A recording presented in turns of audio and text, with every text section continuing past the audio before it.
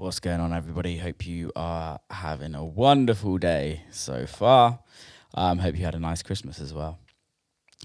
Today on the podcast, Laura Bruneau. I don't know if I pronounced your last name correctly, Laura, so I really apologize. Laura is part of an organisation called Pride in Music, which is an organisation that promotes and helps and works in the music industry with the LGBTQI plus community. Really special organisation, and I thought it was about time to get them on the podcast and talk about a little bit what they do. First time I have ever spoke to Laura, and it was a great conversation. Enjoy. Lars, how are you? I'm really good, thanks, Will. How you doing? Yeah, I'm good. It's Friday night. I've got the weekend off. And after this podcast, I'm about to raid my parents' work Christmas do. So yeah, I'm good. What have you been up to? That sounds like an amazing evening ahead of you. Love that. Whereabouts are you at the moment? I'm just at home at the moment. I live in a little place called Wallington. Where's that? Which nobody's ever heard of. It's next to Croydon. So okay. Sorry. Yeah, okay. Just near Croydon. Nice. Are you from there?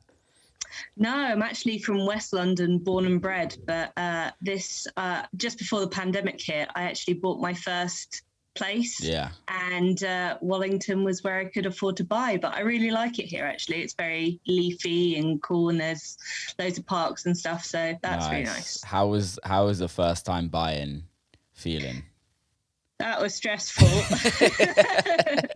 Don't they say that's like the three most stressful things you can do in your life is like buying a house, getting divorced, and bereavement. And yeah, probably getting married as well. Everybody that I know, probably that. Yeah, which makes no sense because they're all the things that society tells us we have to do, which is wild.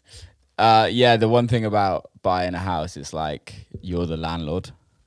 And you have to deal with everything. There's no one to call. Exactly. So if something breaks, it's all on you. Like I had a leaky, and it's such a stupid story, but it's just like I had a leaky sink in my bathroom. I was just like, I don't know. Let me see if I can have a go at fixing this myself. Apparently, no, I cannot fix things myself. Thankfully, I've got a neighbour who does a little bit of plumbing, so I got them round. But yeah, it's just like, oh, okay, I need to deal with this stuff now. Yeah, no, it's definitely interesting. It's definitely worth it, but I think it's a different time when you're used to renting. So I wanted to get you on this podcast because I know what you guys do, but I know what you do, but nobody else knows what you do. So I'd love you to kind of explain a little bit on what you guys do and take it from there. And then we can just roll with that. Absolutely. So I am on the board, steering committee of Pride in Music. So what we are is kind of cross-industry non-profit organisation for the LGBTQ plus community, artists and allies working within British music. So did you read that? Because that was like a that was like or have you said this so many times that you're just like, I couldn't possibly say. I might have had notes because I was nervous coming on a podcast. I mean, you don't need to be nervous. Don't shame me for that. Not at all. That's so good. So what exactly do you guys do? So I think we do different things for different aspects of the industry. For example, we work both across kind of people that are in labels like myself or, other kind of behind the scenes side of things. And then we also work with artists a lot. So, for example, some of the things that we've done with artists is we have a kind of, we have a yearly ones to watch list that we work with those artists. We promoting them, but also we want to really develop that so that we can work more closely with them kind of throughout the year and look at different opportunities to help put them to the forefront. One of the things that we did do a few years ago is we chose one of the opening acts for Mighty Hoopla. Okay. So it was a really great opportunity for us to be able to put up and coming LGBTQ artists in front of a really massive audience for the first time, which is really exciting for us. But we've done other things as well. Recently, we partnered with Netflix to do an online seminar on how to get themselves in front of people for sync, for TV and film. Interesting. So that was really cool. And but now what we've done is kind of as a follow-on from that, Netflix now come to us for queer music. Okay. And so we then go to our members, encourage them to submit their music for specific things that Netflix has got going on that's queer specific. That's amazing. So I take it you work for a label as well, right? I do. You work for BMG? That's a day job. Yeah, so you work for BMG, right? I do, yeah. What's your roles there? So I work in Frontline Recordings as a marketing manager. I've got quite a cool and diverse roster. So yeah, it's nice because I get to dip across all different kind of genres and stuff. It's not just one thing, and it keeps it really interesting for me. So what do you like Frontline recordings? What does that entail for you? So that means I deal with all of our new releases. Amazing. Well, my own roster of them, not everything, because then I would just, wither and wouldn't die. Have a life. Couldn't cope with that. No, but we've got like different sections of the business. So we've got like our catalogue department who do an incredible job, like promoting back catalogues of the artists that we've got signed for that. But then we've got Frontline, which deals with all our new releases. Okay. Cool. And how many artists do you look after? A few, quite a few. It depends as well as people kind of come in and out of cycle, how actually active they are. I did count it up a while ago, but I can't remember at the moment. Put me on the spot there. I don't know. I don't know. I guess about like maybe like 10 domestic, and then one of the things that I also do is I am the UK country specialist, so I deal with all of our incoming music from our Nashville imprint, Bow Records. That's amazing. So, I'm going to be slated for this by all my friends, but I've recently got into country music quite hard. I love that. And like I'm hooked on it at this moment in time, and it's kind of dangerous, but I want to quit everything and just become a country artist. I mean, you've got the beard for it. I just don't really have the accent, and I can't play a guitar. But minor details. It'll be fine. It'll be fine. There's loads of really great UK country acts as well. Is there really? So, yeah. Who? Yeah. Well, like I've got a couple on my roster. I've got the Shires, who are incredible UK country act. I've also got an artist called Twinny as well, and there are other ones at other labels. It is out there. And it's a growing scene, so check it out. I'll send you some stuff. It's amazing how big it is in America and Canada. Like, when I remember I used to spend quite a lot of time in Calgary in Canada, and Garth Brooks would literally like do 10 nights in a stadium in a row, and you're just like, no one can do this.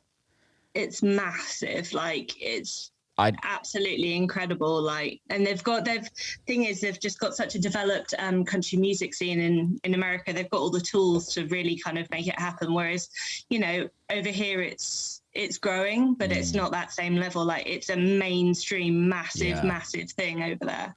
I think huge. I think just the culture in the UK is just very different for America, and compared to America and Canada, with just generally for country music, if you know what I mean. It's just very different. But I do like it. I want it.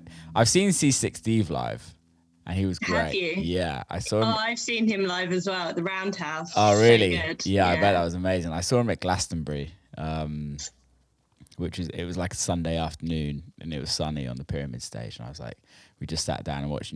Didn't have a flipping clue who this dude was, but he was great. But yeah, and they get some serious streams as well. Oh my God, hugely. Yeah. Hot Country on Spotify is just like massive. Like, I think it's like 6.5 million followers or something like that. Hot Country, is that a playlist? Hot Country is like one of the biggest biggest Spotify playlists. But then there's huge ones on all the different I'm literally DSP about platforms. to follow this now. Yeah, 6.6 million. Jesus. Yeah. That's my bedtime listening. Thanks for that. You're welcome. So what made you get into the whole Pride in Music, and did you have a kind of lead in setting it up, or were you just asked to be on the board and kind of help run things? I'm quite a new addition to the board, actually. Cool. So my colleague Mark Fabish, he has been involved for quite a long time, kind of since the inception, and on the steering committee. And one of the things that I've been working on with Mark at BMG over the last quite a few years now is kind of setting up an employee network group for the LGBTQI plus community within the company. So we've been doing stuff internally. For example, we've been organising, Pride events for the last 3 or 4 years, I think. And, we've been doing stuff for Trans Day of Remembrance,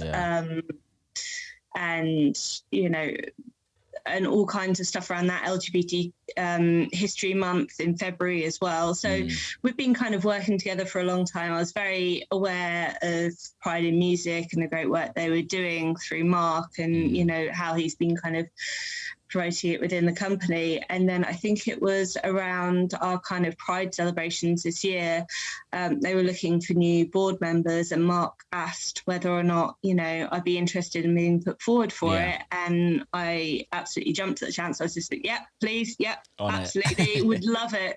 If they want me, I'm so happy to be there. I love that. Is it a BMG kind of ran organization, like a side off from BMG? No. So there's kind of separate things. So we've set up a kind of employee group within BMG that's called Pride at Work. Yeah. Okay. But that's a separate thing. But Pride in Music is very much kind of was set up independently and is cross industry.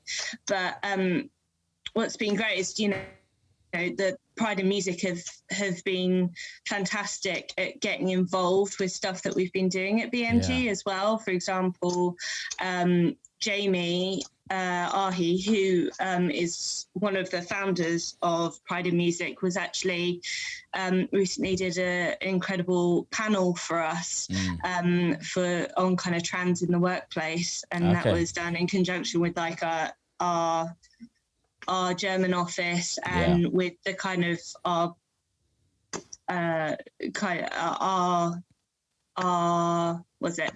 kind of company group, Bertelsmann, their cross Bertelsmann group called Be Queer as well. So they've been really brilliant at supporting stuff within labels. That's amazing. So when you're working with the labels, when you're working with Pride in Music, are you specifically pushing LGBTQI plus kind of people to get signed, to get work? Like do people come to you, or is it more so just making awareness of people in the industry? I mean, I think we've We do both. We have obviously got initiatives that we do, for example, like the Netflix one, Netflix partnership that I mentioned before, which is very much kind of putting LGBTQI plus artists to the forefront. Same with Mighty Hoopla. One of the things that we do as well is, you know, pre-pandemic times, we'd have fairly regular networking events as well. So that would be more aimed at people across the industry that wanted to join and connect with other LGBTQI plus professionals within the music industry. So there was that element to it. That's something that I think we've been catering to by doing panels as well during the pandemic. For example, we did a great one during Pride Month that was specifically focused on LGBTQ women in music. So that was a brilliant panel, and that was in partnership with the Musicians Union. One of the great things is, you know, we've been able to partner with some of these big organisations within the industry like that, like the BPI, like the IVAs and stuff, in order to put stuff like that on for people. Yeah, I think it's really important because I think it's so important to talk about it more regularly, for not just in music, just in society, right? Everyone, it has the right to do and be who they want to be, and I think it's getting there. I think I don't know if you might think different, but it feels like things are moving forward and people are a lot more open to people being who they are and kind of accepting who that is. Are you finding it changing in the industry? I think, you know, everything is changing and kind of moving forward, and that's really brilliant to see. I think there's still loads of work to keep on doing, and I think the other thing to think about is that things don't always just keep progressing forwards. No, you know, 100%. You have to keep on fighting for things and fight to keep moving forwards, because as we've seen over the last few years, things can just as easily, you know, one false step and things can move backwards again, and rights that we thought that we have can be taken away from us. And in what sense? For example, I think it was in Hungary where there was basically, they brought in something that's equivalent to Section 28 in the UK, where it was stopping teachers in schools from discussing LGBTQI plus topics or, you know, relationships. And, you know, that felt like a real kind of step backwards. So there are, just as much as we can progress forwards, things can be taken away if we don't keep on pushing in that direction. Yeah, totally. What's your thoughts on it? That's no longer, Section 28 is no longer happening in the UK, correct? Correct. And that's something very much kind of grew up with as well at school. So it wasn't until, I think it's 2001, I could be wrong, could be a bit later than that actually, when it was rescinded. But yeah, I guess there's for some reason there's massive controversy around it, and I'm not too sure why. I think it's maybe just old people running the countries, right? And kind of, I don't know, what's your thoughts behind it? It's like, why do people have such issues with it? What, with Section 28? No, with just like education and talking about LGBTQI and things like that. Because it's always been around. Yeah.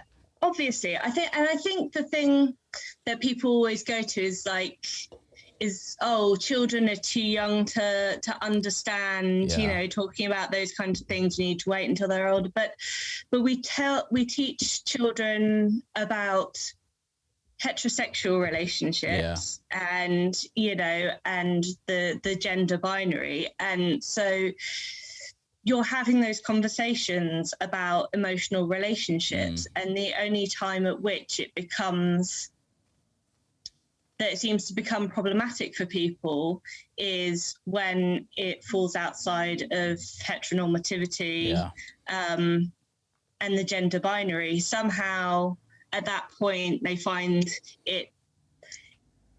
it becomes too complex to speak to children about, which is really, I think, at the end of the day, just showing their own bias and bigotry when they come to that point.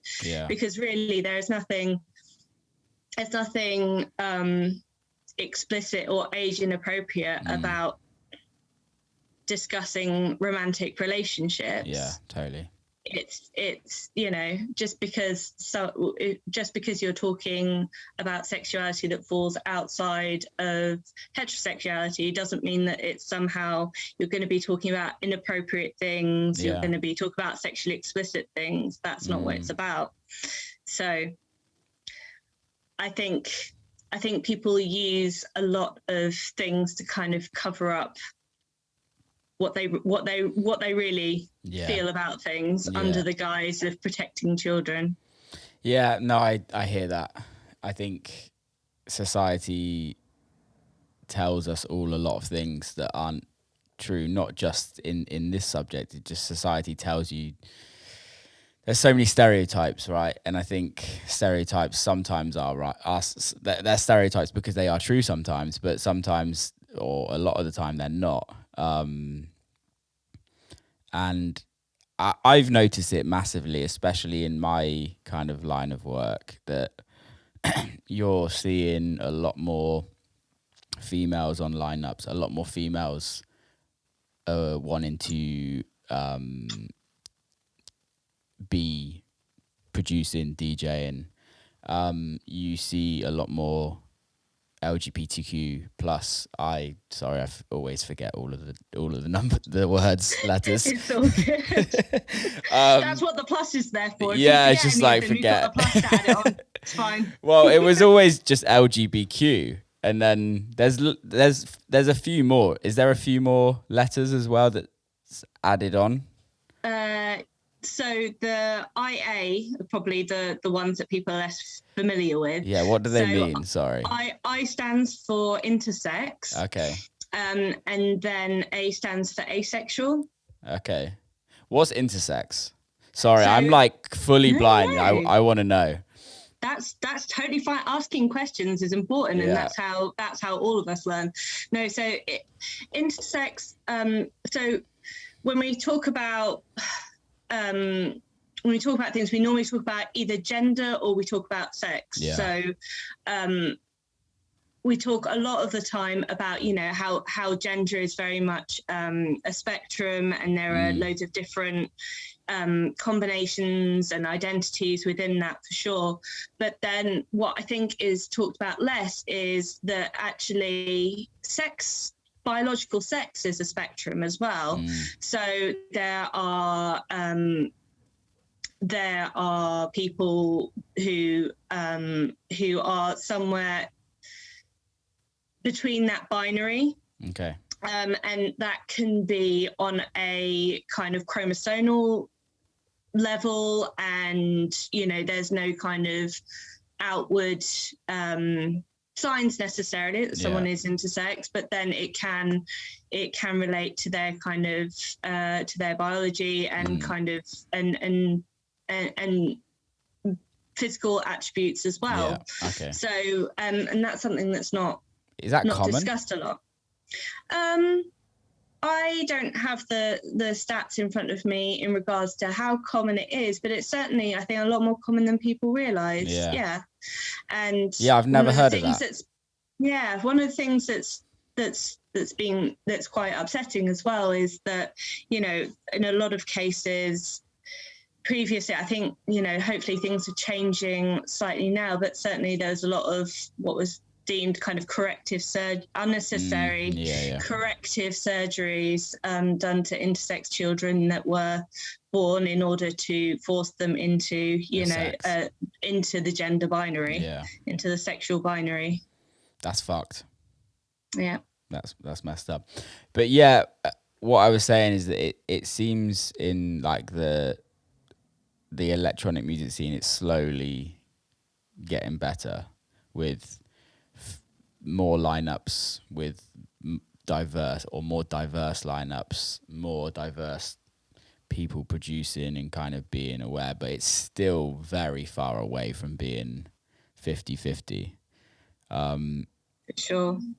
Is that the same in most genres of music that you work in, or is that, or arts, or do you see that there's certain genres that are very heavy on the LGBTQI plus, or what's your thoughts on that? So I think we saw it a lot, didn't we? Like a little while ago, when I think it was like the Reading and Leeds lineups, people took all of the male artists off the lineup and kind of saw what was left. Yeah. And there's still an underrepresentation of non-male artists on those lineups, unfortunately. I want to come back to this question, but also add something to that though. Like, I want to play devil's advocate on that side of things, and a festival has to sell tickets, right? Yeah. And there is only a certain amount of artists that will sell big number tickets at this moment in time, right? For sure. And wrongly, a majority of them are males at this moment in time. There are a lot of ticket selling artists that aren't, but how does a festival that has to sell tickets, that has to kind of have the business side of it to survive, kind of do a lineup that is 50-50? Because I haven't thought about it until literally this conversation. I've not even, because I'm all for having as many diverse lineups going, but it's also like, I've never thought, like, actually is there many big artists that can sell the tickets that they need to sell? I mean, I think that there are some incredible, fantastic female and female fronted 100%, acts out there that can absolutely sell tickets. And I think if you don't actively try and change what those lineups are looking at, what it does as well is there's that adage of you cannot be what you cannot see. Totally. So I respect that. Yeah. It creates a knock-on effect. So if there are female non-binary artists kind of coming up and or kids just going to festivals, and if they can't see themselves represented on those stage, then how are they necessarily going to have the inspiration to think, oh, that's something that, that's a world that I belong in. That's something that I can be a part of too. And I can follow my passions and it will lead me there. Yeah. So I guess realistically, like, does that come down to, it realistically comes down to labels, right? Signing more diverse lineups, more diverse artists. For sure. I think it's something that requires a concerted effort across all aspects of our industry, whether that be live, whether that be records, whether that be, any aspect of what we do. It's got to be a concerted effort on all parts, for sure. Do you guys, with Pride in Music, do you guys advise any festival kind of bookers or anything like that to kind of help them with that? I mean, certainly we've, like I say, there are certain festivals that we work with, like the Mighty Hoopla, which I think are, quite diverse in the first place. So maybe we're kind of preaching to the choir there. And certainly,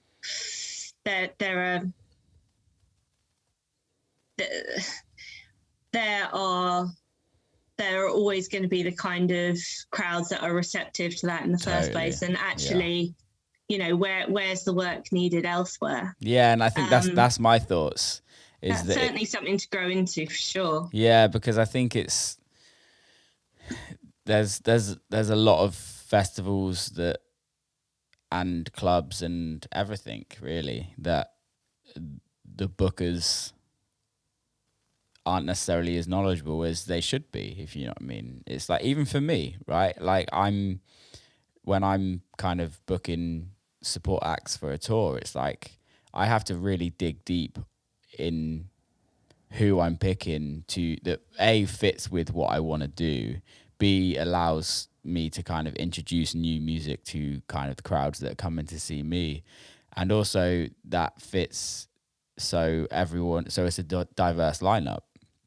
And it's harder than it sounds, if that makes sense, to kind of get all three of those. And I think it would be great if there was organizations that would really help that, and help big festival bookers go, come on, we're going to do this and we're going to make sure it's really good. Because I think also it's so ingrained, and I'm not saying it's right at all, and I don't think it should be right. I don't think it should be this, but it's so ingrained that you're going to see the same lineups everywhere you go. Mm-hmm. Yeah. I mean, I think I would love it if there were, say, festival bookers that wanted to make their lineups more diverse and actually wanted that kind of input from us. I'd say that would be, if there are any festival bookers listening that want to reach out, by all means, please do. And I'm sure we'd love to help advise on that, on making more diverse lineups for sure. Yeah, I think that would be really helpful. And I think it would also, but the thing that amazes me is that festivals, clubs, blah, blah, blah, like, no one's really asking, like, what they should be booking or what. It's almost like, here's what you get, this is what you're getting, rather than asking the community. And I think the community would talk louder than most, realistically. But it doesn't seem that that's the case for some reason. Well, I think one of the things that we need kind of on the whole across the industry is more representation in the positions of power within music. So that's, that comes into who's booking those slots and, who are the decision makers in labels, making signings and so on. The more diverse people you have in those positions of leadership, the more things will be able to change, and people will have that knowledge in order to bring all of that into the equation. Yeah. It's so strange, isn't it? Because the barriers society puts up for who can and can't do art is ridiculous. If you think about it, it's literally like it could be the best artist in the world, but because they're of a minority, they just don't get the look in. Mm-hmm. It's like, if they don't fit into one of the boxes, where do you put them? Yeah, which is mad, because as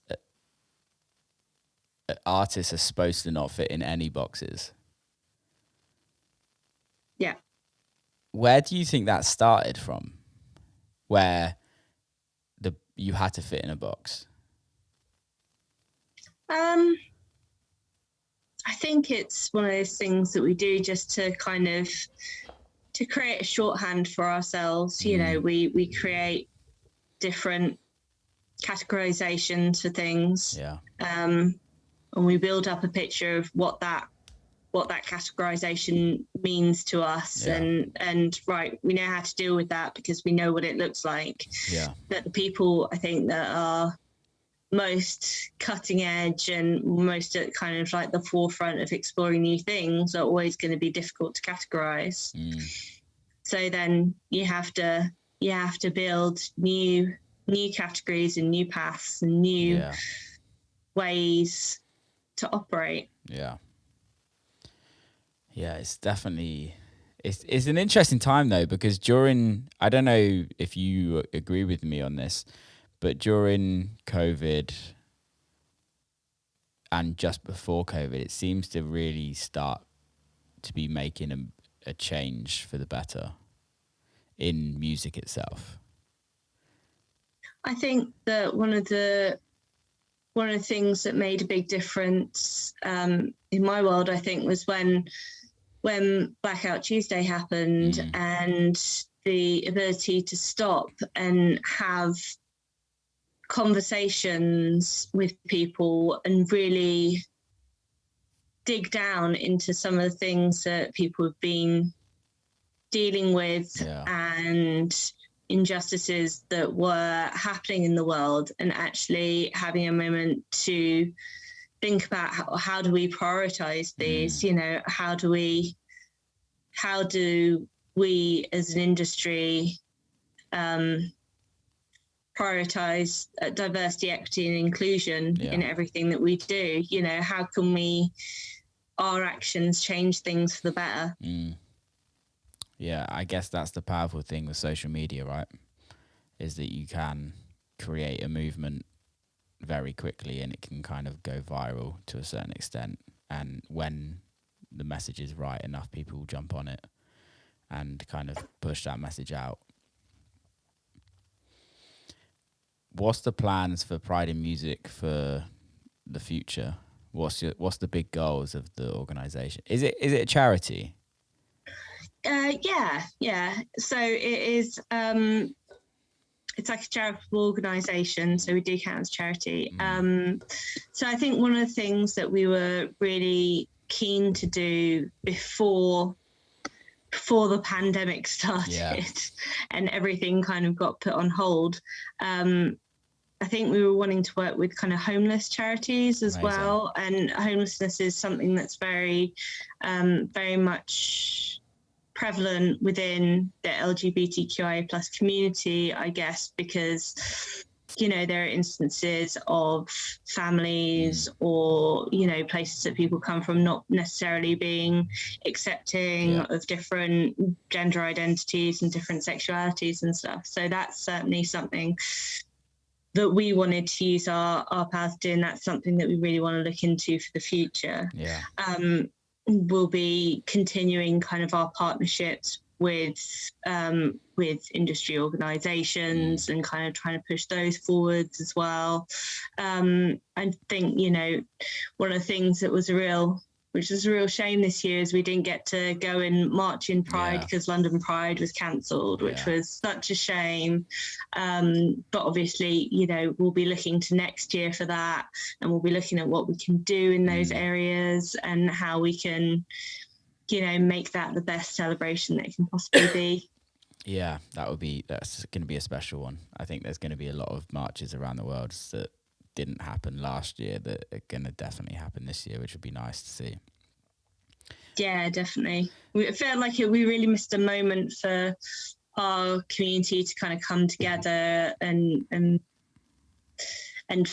just feel that togetherness that you get at Pride. And there are all kinds of criticisms of how Pride has become commercialized, and a lot of that is incredibly valid, but at the same time it allows a moment in the year where people that don't feel like they're seen as their authentic selves the rest of the year can come, and they can feel validated and they can feel seen, and they can feel like they've found their people. And that's one of the really powerful things about it. I don't think that this is only my personal views. I don't think it's become commercialized. I think it's just when people say that it's got commercialized, it just feels like it's just got popular. And I think the more popular something gets, the more eyes it gets on something, which in the grand scheme of the message is the best thing possible for that community. And also, you have the best parties around Pride. It's like the best time. That is true. That is true. I think when people talk about the commercialization of Pride, it's like, big companies trying to kind of cash in on the pink pound and, that aspect of it. But I think there was something really interesting that I saw, and really powerful that I saw, that was just about, yes, there's an aspect of that new and you do see brands trying to do that, but then it's talking about, you know, as a young kid, what it would have meant to you to kind of walk through a shopping centre and just see rainbows everywhere and see that the community is being celebrated in a mainstream way, and actually what effect does that have on, you know, kids and young people growing up feeling that the world that they're moving into is less scary and more accepting overall of them and who they are and who they want to be. Yeah, I think it's really important. And I agree with, there's a lot of companies that, or a lot of corporate companies that kind of jump on a bandwagon because it kind of feels like they have to, or they're just doing what they feel is right, but then I think a lot of them don't actually carry on with what they say they're doing. They just do it just to show, which is a bit weird. But I think most people. Yeah, that's the thing when it's just like, oh, everything's about Pride in June, and then. And then don't. And then what about the rest of the year? It's like you got to have that follow through as well. It's, you know, Pride Month is a great moment to be able to highlight things and be a real kind of beacon. But if the work doesn't continue the rest of the year, then it's just lip service. I totally agree. And then it's starting to just tick boxes again, and it goes back to what we were talking about. It's just corporations just ticking boxes just for the sake of, because they have to, where they don't afterwards go and employ people from LGBTQ or more women. It's a sticky subject, but hopefully as generations get older, the people running companies kind of become a little bit more diverse, or a lot more diverse, and I think that's when you'll see a huge change in it all. For sure. Definitely. Absolutely. It's been amazing to talk to you on this. How can people follow the organisation and get involved or reach out to you or whatever?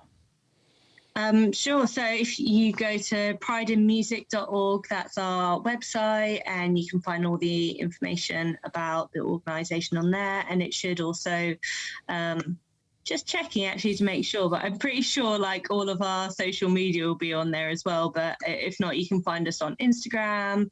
And we've also got, one thing that you definitely can find through our website is, you know, all of our kind of Spotify playlists where we're highlighting queer artists across the industry. Do you know any of the names of those? Any of the playlists? Yeah. Well, we've got various ones. We've got ones for like our ones to watch.